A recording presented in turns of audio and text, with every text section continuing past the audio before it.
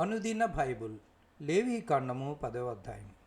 అహరోను కుమారులైన నాదాబు అబీహులు తమ తమ ధూపార్తులను తీసుకొని వాటిలో నిప్పులించి వాటి మీద ధూపద్రవ్యము వేసి యెహోవా తమకు ఆజ్ఞాపింపని వేరొక అగ్నిని ఆయన సన్నిధికి తేగా యెహోవా సన్నిధి నుండి అగ్ని బయలుదేరి వారిని కాల్చివేసింది.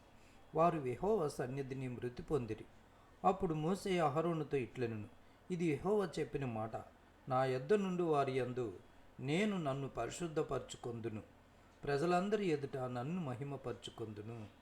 అహరోను మౌనముగా నుండగా మోషే అహరోను పినతండ్రి అయిన ఉజ్జీయేలు కుమారులైన మిషాయేలును ఎల్సాఫానును పిలిపించి, మీరు సమీపించి పరిశుద్ధ స్థలము ఎదుట నుండి పాలెము వెలుపలకు మీ సహోదరుల శవములను మోసుకొని పోవుడని వారితో చెప్పెను.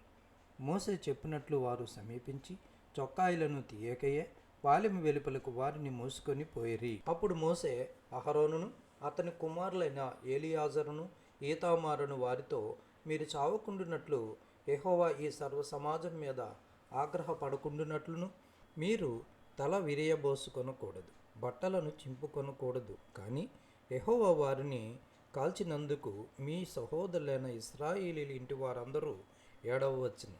యెహోవా అభిషేక తైలం మీ మీదనున్నది కనుక మీరు చావకుండునట్లు మీరు ప్రత్యక్షపు గుడారం యొక్క ద్వారములో నుండి బయలు వెళ్ళకూడదని వారు మోషే చెప్పిన మాట చొప్పున చేసిరి. మరియు యెహోవా అహరోనుతో ఇట్లెనెను, మీరు ప్రత్యక్షపు గుడారంలోనికి వచ్చినప్పుడు మీరు చావకుండునట్లు నీవును నీ కుమారులను ద్రాక్షారసమే కానీ మద్యమనే కానీ త్రాగకూడదు. మీరు ప్రతిష్ఠింపబడిన దాని నుండి లౌకికమైన దానిని, అపవిత్రమైన దాని నుండి పవిత్రమైన దానిని వేరు చేయుటకును యెహోవా మోషే చేత ఇశ్రాయేలులకు ఆజ్ఞాపించిన సమస్త విధులను మీరు వారికి బోధించుటకును ఇది మీ తరతరములకు నిత్యమైన కట్టడ. అప్పుడు మోషే అహరోనుతోనూ మిగిలిన అతని కుమారులైన ఏలియాజరు ఈతామారులతోనూ ఇట్లెనెను, మీరు యెహోవా హోమద్రవ్యములలో మిగిలిన నైవేద్యమును తీసుకొని అది పొంగకుండా బలిపీఠము దగ్గర తినుడి, అది అతి పరిశుద్ధము. యెహోవా హోమద్రవ్యములో నుండి అది నీకును నీ కుమారులకును నియమింపబడిన వంతు. కావున మీరు పరిశుద్ధ స్థలములో దానిని తినవలెను. నేను అట్టి ఆజ్ఞను పొందితిని. మీరు అల్లాడించు బోరను, ప్రతిష్ఠితమైన జబ్బను మీరు అనగా నీవును నీతో పాటు నీ కుమారులను నీ కుమార్తెలను పవిత్ర స్థలములో తినవలెను. ఏలయనగా అవి ఇశ్రాయేలీయులు అర్పించు సమాధాన బలులో నుండి నీకును నీ కుమారులకును నియమింపబడిన వంతులు. హోమద్రవ్య రూపమైన క్రొవ్వును కాక యెహోవా సన్నిధిని అల్లాడింపబడిన దానిగా దానిని అల్లాడించినట్లు ప్రతిష్ఠితమైన జబ్బను, అల్లాడించు బోరను తీసుకొని రావలెను. నిత్యమైన కట్టడ చొప్పున అవి నీకును నీ కుమారులకును చెందును. అట్లు యెహోవా ఆజ్ఞాపించును.